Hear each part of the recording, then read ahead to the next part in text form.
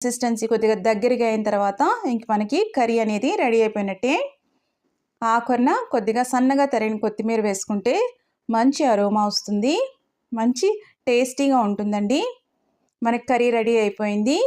ఇంకా flame of చేసేసుకోవడమే. నేను డిష్ అవుట్ చేసి చూపిస్తున్నాను. చూసారా ఎంత పర్ఫెక్ట్గా ఉందో కర్రీ. ఈ కర్రీ చాలా టేస్టీగా ఉంటుందండి. అంటే వెజిటబుల్ కాంబినేషన్తో రొయ్యలు చేసుకుంటే చాలా టేస్టీగా ఉంటుంది. ఇది వేడివేడి అన్నంలోకి బాగుంటుంది, జొన్న రొట్టెల్లోకి బాగుంటుంది, అలాగే రాగి ముద్దలోకి కానీ లేదంటే రోటీస్లోకి కానీ చాలా బాగుంటుందండి. తప్పకుండా మీరు ట్రై చేయండి. ఎలా వచ్చిందో కూడా కమెంట్స్లో పెట్టండి.